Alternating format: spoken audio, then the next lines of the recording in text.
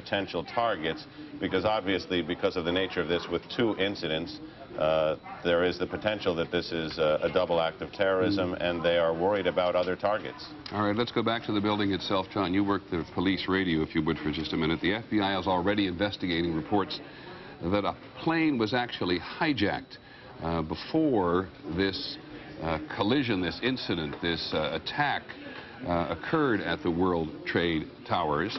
In Washington at the moment, the presumption is that this is a terrorist attack, according to ABC's John McWethy, though it's very difficult at the moment for anybody to get a clear appreciation of what has actually happened, because it has happened so quickly.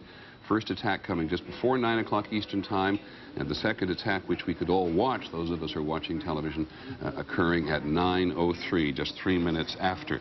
The president is in Florida, and he has already been told of what is happening. These trade towers have always been, and you may have heard it already this morning, regarded as a prime target for this particular act of terrorism. As you know, there was terrorism at the World Trade Center before. 1993, there was a huge bombing attack on the trade centers. These are the 2 at the southwestern corner of the island of Manhattan, just prime pieces of real estate of interest to anyone who wishes to hit either New York City or the United States in a very, very visible and vulnerable way. We have with us at the moment Lindsey Grimm, a witness who was in the building on the phone. Lindsey, can you hear me? Hear you. Can you tell me what you know? Well, I actually, just to clear things up, I wasn't in the building. I was in the World Financial Center, which is directly behind it.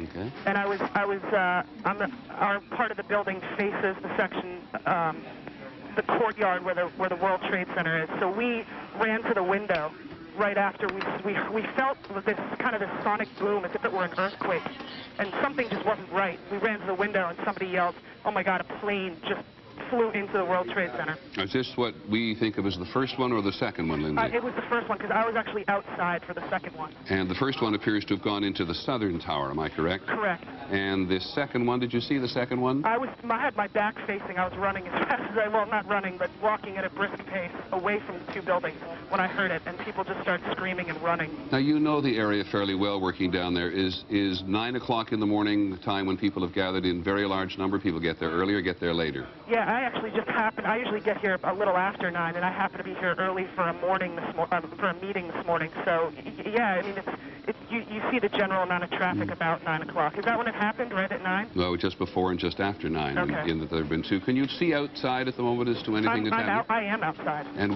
where are you and what are you seeing? I am west of the 2 buildings, looking directly at them, and it's difficult to look at. I'll tell you that much. This is not an area which is easy to reach for emergency services. These 2 buildings hug the Hudson River. There's only the West Side Drive that comes up there. Is there a large amount of emergency equipment descending on the place? There sure is. As soon as I got out of the building, obviously the first thing you're surrounded by is siren noise everywhere, and you can hear it coming by now, even still. Anything else you know that you'd like to add? Just as I was coming out of the building, I heard somebody sort of ushering people away, and they were saying, "You guys got to get out of here, it's a bomb." Many thanks, Lindsey Grimm, who saw this occurring, at least the first, hesitate to call it an attack. The first incident, we'll continue to call it for now, and very much the second one now. That's what it looks like. Both of the towers in the Twin Trade Towers are now on fire. We have no idea whatsoever the measure of casualties inside or the measure of damage inside, though you can only imagine it. The New York City Office of Emergency Management said to us a short while ago they do not know what happened yet. I want to check in very quickly with the President of the United States, John Cochran, who was with the President in Florida. John? Peter, as you know, the President's down in Florida talking about education. He got up out of his hotel suite this morning, was about to leave. Reporters saw the White House Chief of Staff, Andy Card, whisper into his ear. Then reporters said to the President, "Do you know what's going on in New York?" He said he did, and said he will have something to say about it later. His first event is about a half an hour at an elementary school in Sarasota, Florida. Thanks, John. John Cochran with the President. President's in Florida today pushing his education reform. It will get wiped off the agenda today in view of this extraordinarily serious accident. For those of you who don't know, the Twin Trade Towers, and it's a popular destination for tourists when they come to New York City. It has financial offices in it. It has government offices. It has lots of access on the top above where this incident actually occurred, where tourists come. It's one of the great views in New York City, and people gather there, certainly at the foot of the building, fairly early in the morning, to be able to go and see it. The two collisions, the two incidents have occurred about 2/3 of the way up. John Miller, we haven't, excuse me, we haven't had a aircraft fly into a building in New York, as far as I know, since just after the Second World War, when The Empire State Building. When it flew into the Empire State Building. That's right. A B-52 flew into the Empire State Building then, and this is really the first time there's been anything like that since. John, I was listening as you and Chris Isham, the head of our investigative unit, wandered up here to the rim just a short while ago to saying, one of you, I think, this is something they've been waiting to happen. Who are you talking about? What are you talking about? What we were talking about is there's been a great frustration since the bombing of the World Trade Center, which the suspects later told federal authorities were intended to take the building down, that it didn't have a larger effect. And U.S. intelligence, FBI people for years have heard that they've always wanted to try and finish that job off, to take the buildings out, and that it was another viable target. Interestingly, ironically, whatever you want to call it, the World Trade Center just hired 2 weeks ago the head of the FBI's National Security Division for Counterterrorism in New York to augment and take over their security, pretty much aware of the level of threat that this is as a symbolic target. One of the things that anybody mounting security in the World Trade Center himself will not be able to necessarily appreciate is what has happened at some distance. And there are a couple of reports, speculative at the moment, drifting around, including one on the Associated Press, which says the FBI is investigating reports of a plane hijacking just before the World Trade Center actually crashed. And John McWethy, our national security correspondent, is with us in Washington. John, what do you know? Peter, we do hear that there was a hijacking. It is not clear where that hijacking occurred at this point, but it is one of the many things that U.S. officials are scrambling to try to get a handle on at this point. Anything else, John? What happens at the Pentagon at a moment like this? I know everybody springs into action, but what do they do? What happens is there is a particular counterterrorism cell within the Joint Chiefs of Staff that goes into an emergency basis at this point. They're investigating all aspects of air traffic in the area, all intelligence that, as they sift through it, may have given them some indication that something was happening. At this point, though, there were no warnings, they say, this morning. As they go back through this information, they may cull through it and find some clue, but at this point they believe there was no warning. Thank you very much, John. Which would please call us back as soon as you have something which would call into question immediately, of course, the notion of counterterrorism in an incident like this. Now, nobody who's watching television, watching Good Morning America today, for example, saw, at least those of us working on television, saw a first plane crash into the building. Much of the country watching television this morning will have seen the second plane crash into the other tower. And we have, as you can see from a distance there, until we get our cameras on the ground producing material which we can put on the air, a pretty limited view. So we have no idea what the evacuation procedure is in the building. We do know... Difficult. We're listening in the background. At this time, all elevators are out in both towers, according to the rescue workers on the scene. They put out an urgent call for Scott air packs because they're climbing smoke-filled stairwells. They've got to go very high up to get to the target locations, and they're talking about people trapped in the smoke there. And this, of course, is reminiscent of 1993 when the explosions occurred at the trade towers last time. Exactly. John, is it standard operating procedure? You mentioned that all of the other principal government buildings in the city, Gracie Mansion, the mayor's official residence, and some of the other buildings will be evacuated. Is that a fairly standard anticipated operation? It is an existing plan that is on paper, but Peter, I have to say, it's never been put into effect in New York. This is unprecedented, and I think as this develops, you'll see similar plans go into effect in Washington and potential target buildings, because they really have to take the position that they're under some form of attack here, at least as a precaution, until they sort this out. As we wait to get a better grasp of what now becomes a rescue operation of the people in the twin trade towers, we're reminded here that the U.S. officials, according to Pentagon sources, have no warnings today of any kind of terrorist attack. And if you listen to the news on a regular basis, you hear the Pentagon warning Americans worldwide of some impending terrorist attack. And here we are in the height of commercial America, with no warning whatsoever, no intelligence whatsoever, as far as we can tell, at least in these first couple of hours. No, and all of the latest intelligence, at least the basics of which I've been scanning for months, have focused on the high potential for attacks against American targets abroad. Indeed, federal authorities and the intelligence community have reported they've interdicted and interrupted more than a dozen of those attacks by shutting terrorist cells down around the world. They've always been worried since the first attack on the World Trade Center that there would be another bold strike on U.S. soil. And, of course, there are any number of targets which have been high on counterintelligence's list in New York City: the Lincoln Tunnel, the United Nations, the Holland Tunnel, the FBI headquarters, not to mention all of the city civic buildings which John mentions. President Bush is, by the way, going to speak very shortly to the nation about this, and then he's going to return to Washington. And we have on the phone our principal aviation analyst and expert, John Nance. Good morning, John. Morning, Peter. What would you like to contribute to this? Because one knows that it is indeed possible to fly an aircraft into a building if one intends to do so. If one intends to do so, that's correct. And unfortunately, when you've got something that has been as worrisome a target as the World Trade Center, regardless of the way we've hardened it up on the ground, they have apparently, whoever they is, picked the one vulnerable area. The thing that is most disturbing to me is not only the fact, of course, that there are people more than likely in that building that have been directly affected by this, but that we may have an innocent load of passengers. The flash of that second aircraft across the screen is disturbingly close to what you would call the plan form of an Airbus A319 or an Airbus 320, also of a 767 or something of that nature. And that's a large airplane.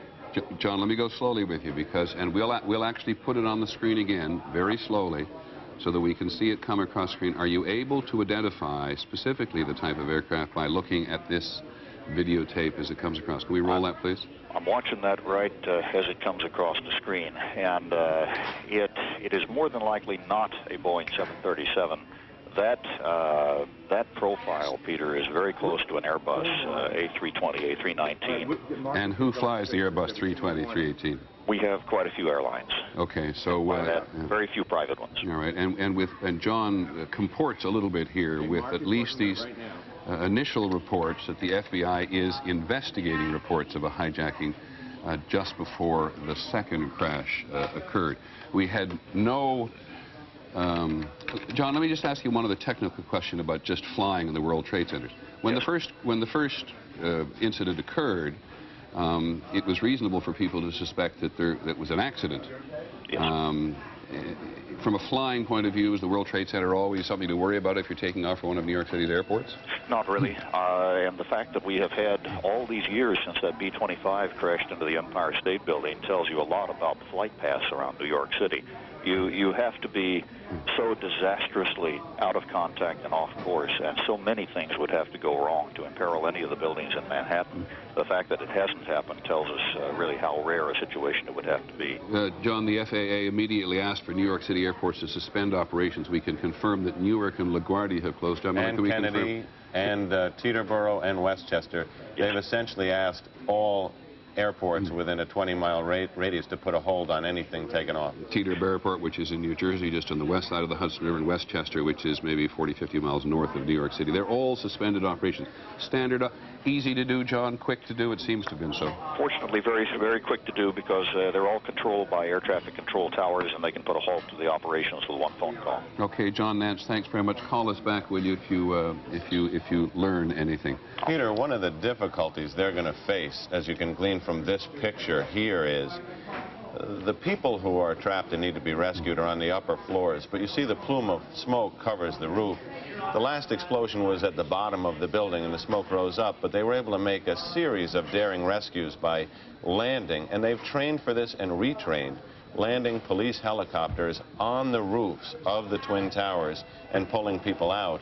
it's going to be very difficult, since the roofs are now enveloped in smoke, for the police helicopters, which are arriving at a landing zone now, just below the World Trade Center, to be able to get up there till that smoke dissipates. And that's where they had expected to pull a lot of people out this time, because they had so much success the last time. Similarly, John, if you look at the two buildings, it does appear that at least in the northern tower there, or the left tower as you see it on the screen, below the incident, the building at least looks on the outside to be reasonably secure. And people will have a long, horrendous, terrifying walk down in a darkened building. But we'll at least be able to get out on the ground. By the way, Claire Shipman, ABC's Claire Shipman just called in. She's been checking with the FBI. She also says that the FBI had no warning whatsoever. Their crisis management operation in Washington is in place in conjunction with the Federal Aviation Administration. They are all now, which makes perfect sense, focusing on the recovery of survivors. The New York Stock Exchange has delayed indefinitely its opening today. This will just have not only an extraordinary effect on the national psyche, one surmises,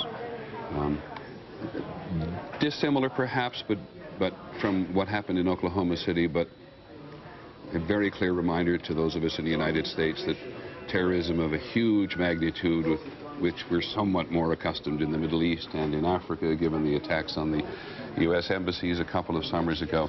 But a reminder again that as far as international terrorism is concerned, and people's anger and even desperation on this occasion with the United States is going to find itself manifest here on U.S. soil. John, here's the president now in Florida. I wonder if everybody knows there what's going on. We'll listen to him. Ladies and gentlemen, this is a difficult moment for America. I unfortunately will be going back to Washington after my remarks. Secretary Rod Page and Lieutenant Governor will take the podium and discuss education. I do want to thank the folks here at Booker Elementary School for their hospitality. Today we've had a national tragedy. Two airplanes have crashed into the World Trade Center in an apparent terrorist attack on our country. I have spoken to the Vice President, to the Governor of New York, to the Director of the FBI, and have ordered that the full resources of the federal government go to help the victims and their families, and to conduct a full-scale investigation to hunt down and to find those folks who committed this act. Terrorism against our nation will not stand.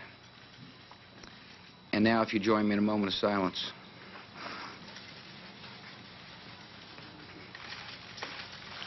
May God bless the victims, their families, and America. Thank you very much.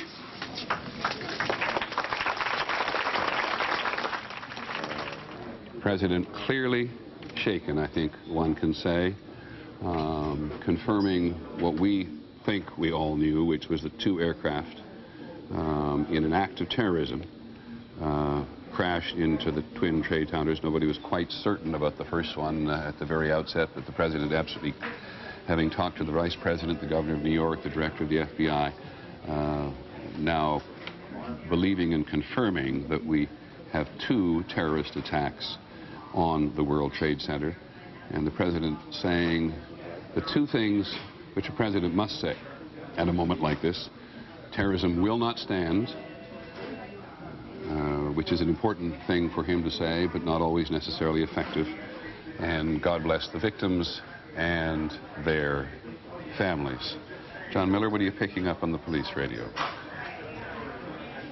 There was a bit of a stir a moment ago because LaGuardia Tower reported urgently that there was another aircraft moving fast in the no-fly zone.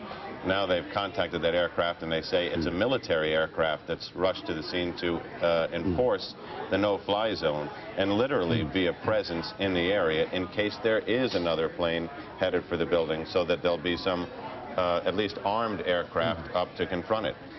Just think for a second, John, how you have drawn an extraordinary parallel. We think of no-fly zones as being in southern Iraq and northern Iraq, where the Iraqis are not allowed to fly, and if they do fly, are going to be shot down. Now we have a no-fly zone all around the lower part of New York City, and perhaps on the northern area too. All of the areas, airports closed down, and armed American aircraft in the air to shoot down anybody else who wants to take a shot at the place. I mean, those are the reports that are coming across the radio now, and if they're true, it's quite incredible and certainly unprecedented. Well, it would also suggest, as best you can tell, looking at it from this very sort of antiseptic environment that we are all in our newsrooms, is that the reaction has been fairly quick. New York City has an Office of Emergency Management. It's over here on the west side. It's a great bunker.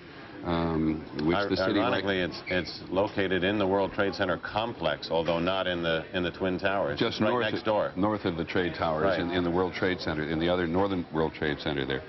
And on an occasion like this is not one they absolutely anticipate when they get going. They're talking very concerned with chemical and biological warfare. They've got extensive plans about that, which they very often demonstrate to the press.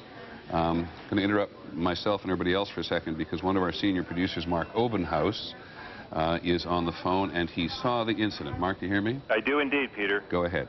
Well, I was leaving my house to go to work, and I walked down the street to go to the subway. I was at the corner of Franklin and West Broadway, and as I was approaching the subway, a tremendous roar went over my head, and I looked up immediately, and it was a plane, and much lower than I've ever seen a plane in Lower Manhattan. And it was a large plane. I couldn't identify it as anything specific except that it was a commercial jet, certainly.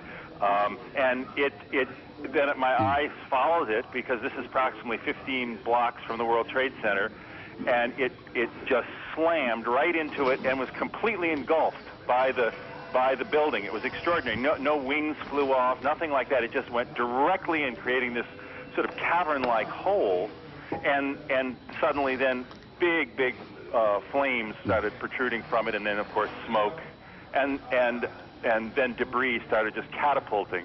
And of course the area that we're in, there's a great deal of foot traffic, and people are just approaching and beginning to just gasp at just the sight of the building itself. Even if they hadn't seen it, the actual incident, the actual impact, just the sight of this huge building engulfed in flame with this massive cavernous hole in the side of it. And we stood there, I can't tell you the amount of time, I would estimate to about 15 minutes. And of course there's all kinds of services coming down, fire department and so forth. And then suddenly from my vantage point, which would be north of the building, the far tower suddenly explodes in flames. Yet again, a similar kind of an event. And I now see, I've run down the street to my home where I have the television on, and I saw that too was another airplane. From our vantage point, you couldn't tell what exactly it was that hit the second tower, but it was a similar, seemingly almost like bomb blast, and with flames and debris protruding wildly from the building. Mark, let me ask you a couple of more specific questions. You now confirmed for us, I think, that it was the first attack on the tower that you saw. Yes. What direction was the aircraft coming from? It was coming from the north. It was coming from the north down over Manhattan itself? Yes. It would have been flying roughly over the west side. I'm on, as I say, West Broadway, which is probably a quarter mile from the river. So it was on a direct path north, from the north, into the north tower. Do you remember whether it had 2 engines, 3 engines, or 4 engines? I do not. It was very quick. It struck me, the profile, the body of the plane was of such scale that I immediately identified it as a commercial jet. It happened so quickly I couldn't tell whether it had windows on the side or what. It could very well have been some sort of a transport plane, but it was a large plane. As opposed to occasionally down here you do see smaller prop planes or smaller aviation stuff that flies around here, sometimes doing movies and things like that. But in all my years down here, and I've lived down here for about 20 years, within walking distance easily of the building, I've never heard anything like this, and that's why I just immediately glanced up and just followed the track of this sound and this huge plane that was swooping over my head. Could you see any markings on it whatsoever? No, I did not. It was too quick. I can't give you any kind of identifying help on what it was. Do you remember what color it was? My impression was that it had a tan coloration to it. However, the sun, it was very low in the horizon, and I think kind of orange, and it may have been simply the color of the sun reflecting off a silver exterior. I really am not sure of that. Okay, Mark. Anything else? What's the mood in the environment down there at the moment? As if it's not hard to imagine.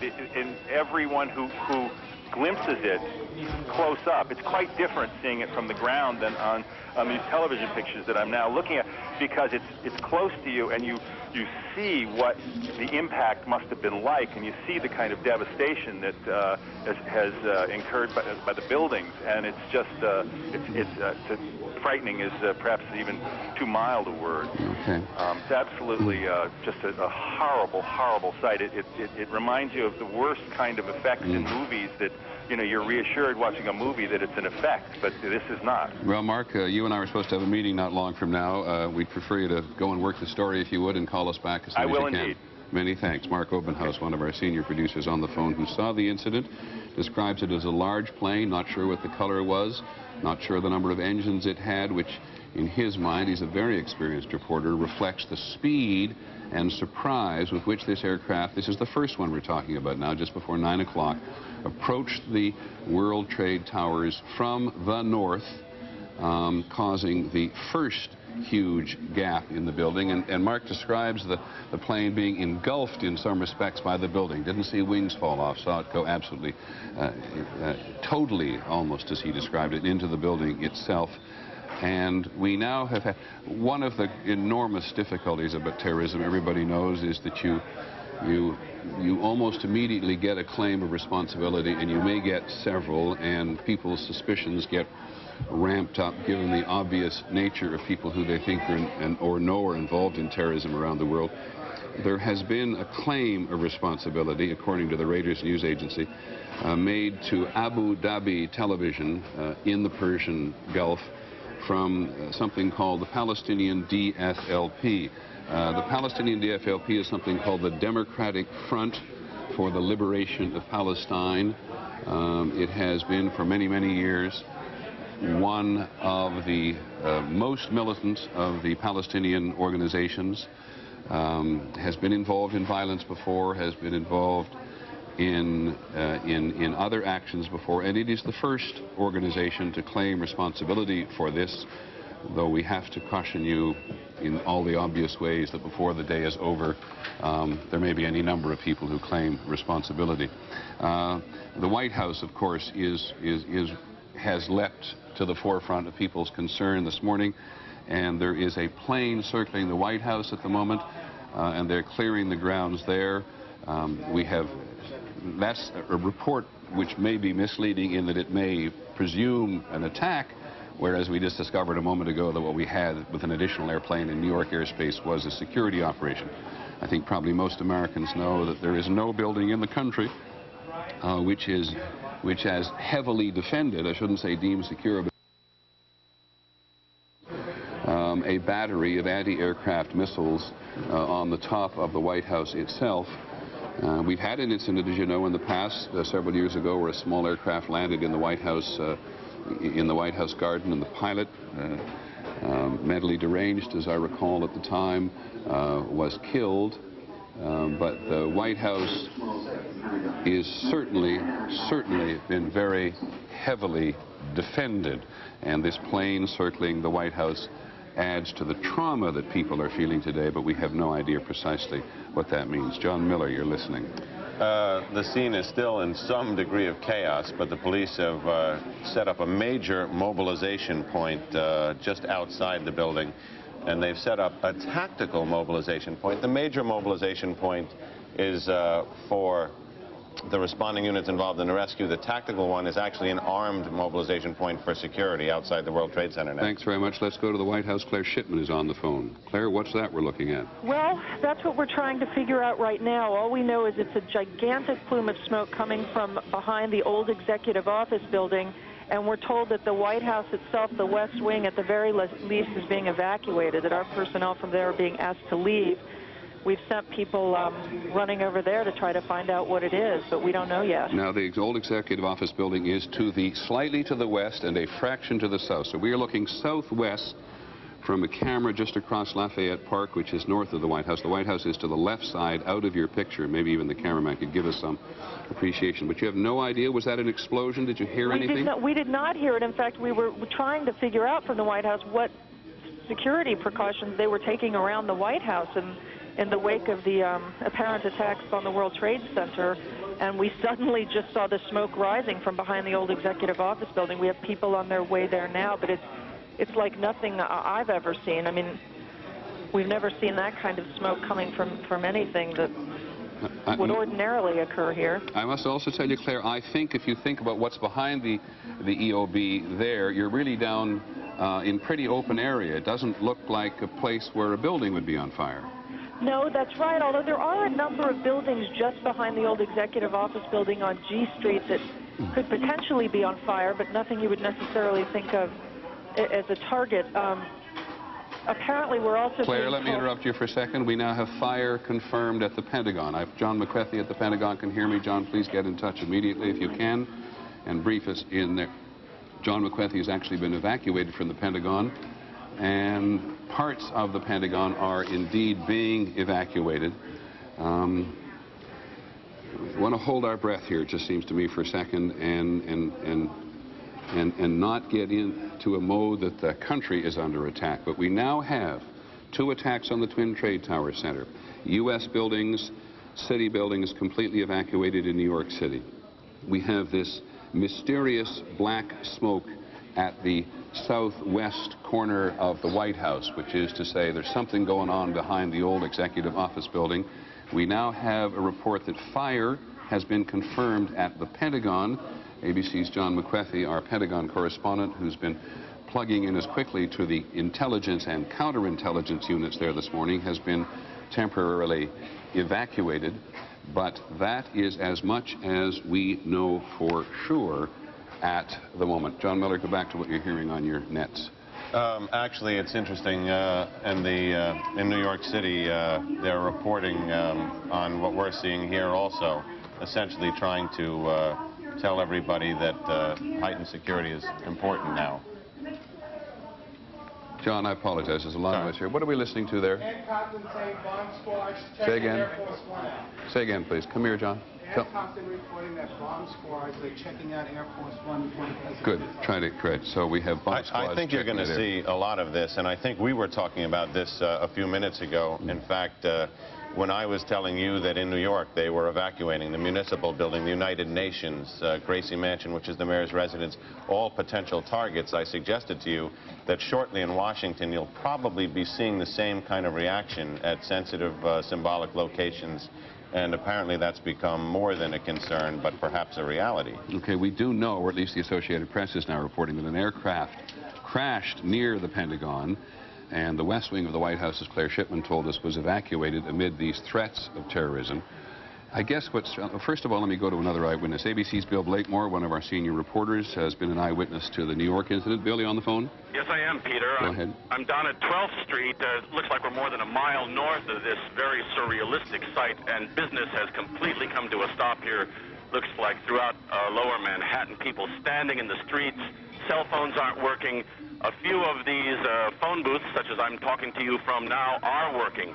One man just shaking his head said to me a few moments ago, I was supposed to be at a meeting in the building at 10:30 this morning, and then I saw the second plane hit the tower in this flash of light. There's a complete cessation of regular life. There's one delivery man standing here looking like he doesn't know where to go with this stack of beer crates. So all of lower Manhattan is just standing in the streets on this sunny morning looking at this unrealistic sight in front of us, this gray smoke coming out of the Trade Center. Okay, Bill, talk to as many people as you can. Call us back when you can. I want to let you know we're going to get back to ABC's special coverage, but we ourselves, what started in New York is now happening in Washington. We want to get more into that this morning. That's right. I'm Carol Costello. Don Hudson. We want to go live to Sam Ford right now. He is live at Reagan National Airport with an update on the air crash at the Pentagon. Sam Ford, tell us what you can. Well, Carol, as you can see, there's this huge cloud of smoke behind me, and that is the location of the Pentagon. We had come here to National Airport to, continue our coverage of the situation in New York because the airports had been shut down. No sooner had we gotten here and stopped the car than we looked up, and there was this cloud of smoke billowing from the Pentagon. There had been a traffic accident here at National, and a number of emergency vehicles were dealing with that. Then suddenly we saw this, and I would say within a couple of minutes they were all tearing out of here, heading toward the Pentagon. We asked folks here. One of the police officers told me that he had heard a plane had gone into the Pentagon. Obviously, more of the situations in New York. People here are extremely nervous, and some are saying that they wanted us to leave this area. We don't know if they're going to shut down the airport or evacuate this place. If this is a concern, at this point, people are still here, but there is concern about the safety of this place. Obviously, with these bombs going off or planes crashing into buildings all over the place. But that's it here. As you can see, the smoke, and you can see, paper flying about. Yes, Carol. Sam, a question for you. We understand that there is a tail section of a plane sticking out of the Pentagon, and a plane did hit the Pentagon. Is that true? Well, at this point, Carol, we are at National Airport, so all we can really see is the flame. Now, I understand we have some photographers over at the Pentagon. I cannot tell you exactly, but from our vantage point, we see smoke. Sam, if I can interrupt, we do have an eyewitness who actually saw this event take place. They're on the phone with us now. Is it Mr. or Ms. Gurman? Mr. Gurman. Okay, Mr. Gurman, tell us what happened. I saw a big explosion, a ball of fire. My window rattled, and I looked at it. It was a big ball of fire and the smoke coming out. But I'm looking at it right now. It's missed the Navy Annex and missed the Pentagon. It's like missed so many high-rise buildings. It hit probably a parking lot, or there's a cemetery behind the Navy Annex. Mr. Gurman, did you actually see a plane? I didn't see a plane. I heard the explosion. I thought it was a flyby because I live next to the airport. My window rattled. I looked out. I saw a ball of fire and just smoke coming out. Are you feeling nervous right now, Mr. Gurman? Oh, very much so. I thought I was hit. I mean, the building shook so much. Well, you're not the only one, that's for sure. As we keep you on the phone, and Sam as well, we're now getting reports that the White House has been threatened here. We're also getting reports that Capitol has been evacuated, the West Wing of the White House evacuated to go along with all this. What started at 8:40 this morning, New York, is now threatening, of course, our city, our safety, and a lot of folks and very concerned. The pictures you're looking at right now are from our live cameras. You can see smoke pouring near the Pentagon. Mr. Gurman, do you want to add anything? I can hear you're still on the phone with us. I'm trying to get out of here because I live a few miles from the Pentagon. Okay, you get going, Mr. Gurman. We understand. Thank you for joining us. Let's go to a White House shot that we have right now. The White House West Wing has been evacuated, as we understand. We know that President Bush is not there, but he is on his way back to Washington. You can see the armed guards on top of the White House keeping watch. But at this point, they, as well as we, don't know exactly what's going to happen, but everyone is on standby, as you might expect. And as you mentioned, in case people are wondering and didn't see President Bush in Florida for an educational issue down there, he made a brief announcement about this and said he was on his way back here to deal with it, and of course saying that the terrorist acts will not be tolerated and that they will be looking into it. But after he made that comment is when it happened at the Pentagon. At that time, only the 2 planes had crashed into the Twin Towers, the World Trade Center in New York. We wish you could tell you more about what's going on in our own backyard at the Pentagon. We don't know if there were any injuries. We do know there was a construction scene on the scene at the time. We do know when they heard something explode, they turned around and they started to run. We do not know if anyone inside the Pentagon or around it was hurt. Okay, we have another person on the phone. Janet, are you with us? Yes, I am. We understand that you witnessed this plane, a plane crash into the Pentagon? Yes, sir, I did. Tell us exactly what you saw. Well, I live in a high-rise building just outside of Roslyn, and I was actually glued to the television, and I have an office here, and it's all glassed in, and I saw a plane just coming right in front of my window, flying at a path that the commercial planes do not fly. Not coming into the direction to land at National Airport. How big was the plane? It certainly looked larger. Every once in a while there's a flight path difference for smaller private planes that come in. This was not a small private-looking plane. It looked more like sort of a commuter-type plane. And you said it was sizable, yeah. And then you said it was headed directly to the Pentagon. Yeah, it was heading in the direction of the airport, and I thought, this plane is way too low, and there's no runway that it goes in that direction, and it didn't turn at all. And I just, as soon as I saw it, I knew it was way too low and not on a flight path that I'd ever seen before living here. Okay, and what did you hear? I couldn't hear anything from where I am. I just saw the plane just disappear out of my sight beyond the trees, and then I just saw massive billows of smoke. And then a few minutes later, I heard it was, and it basically is obviously right where the Pentagon is. I can't see the Pentagon; it's covered with trees. Are you in a safe place right now? As far as I know, I'm in my apartment where I live, so I am on the 13th floor of a high-rise in Roslyn here. Oh. We can see on the bottom right-hand corner of our screen, you can see the firefighters spraying at the Pentagon, trying to put out that fire. Jan, were you already aware of what happened in New York when you saw this coming? Yes, sir, I was. I was glued to the television because I actually am running an event in New York at the end of the week. Oh, you poor thing. Okay, we're going to go back to our Sam Ford, who's at Reagan National right now. We understand the FAA has taken some action. Sam, can you tell us what it is? Yes, Carol. Because of this situation, the FAA has shut down all aircraft flights across the country. I think it is a situation where it is too dangerous. Right here at National Airport, you normally would have planes taking off and landing. There are no planes taking off or landing here. The skies are clear, and there is smoke covering the area. This gentleman is named Todd Nelson. You were just picking up what debris. What is it? Some sort of... It looks like insulation. I was just standing there watching, and all sorts of paper and debris and insulation. I'm sorry, yeah. This was what? All sorts of paper and debris and insulation were just flying down, landing on us over here, and it's just amazing. Yeah, some sort of insulation or some sort of debris that appears to have come from the Pentagon crash coming through the air. You could see papers flying through the air, things like that. So that's the word from here. We're hearing the FAA has shut down air traffic